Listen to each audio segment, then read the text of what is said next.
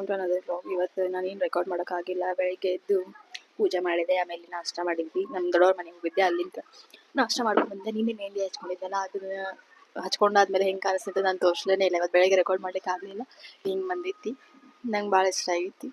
ಮಾರ್ಕೆಟಿಗೆ ಹೋಗೋ ಪ್ಲ್ಯಾನ್ ಐತಿ, ಆದ್ರೆ ನೋಡ್ಬೇಕು ಸಂಜೆ ತನಕ ಏನಾಗ್ತೈತಿ ಅಂತ. ಇವಾಗ ಎಡಿಟಿಂಗ್ ಮುಗಿಸಿ 3 ಗಂಟೆಗೆ ಟೈಮ್. ಇವಾಗ ನಾನು ಊಟ ಮಾಡ್ತಿರೋದು. ಸಾಕಾಗೋಯ್ತು. ಊಟ ಮಾಡಿ ಸಿಗ್ತೇನೆ ಅಂತ ನಿಮ್ಗೆ ವೆಯ್ಟ್ ಮಾಡಿರಿ. 5 minutes later.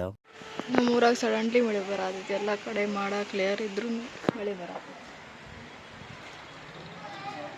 ಅನ್ಸತ್ತಿಲ್ಲ ಅನ್ಸುತ್ತೆ, ಬಟ್ ಮಳೆ ಬರಾಕತ್ತೈತಿ. ನೋಡ್ತಿರಲ್ಲ,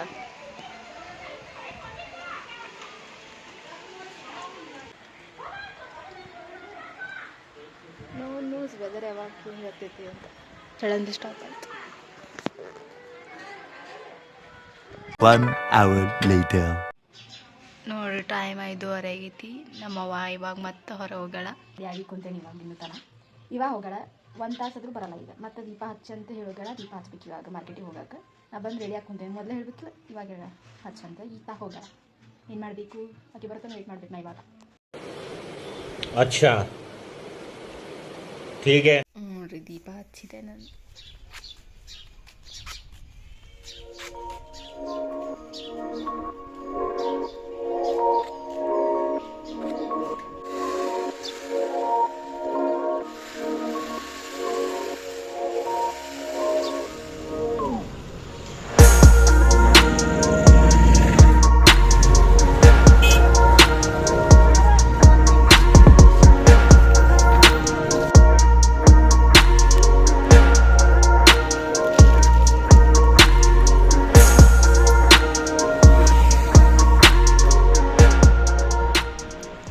ಓ ಭ್ರಮೆ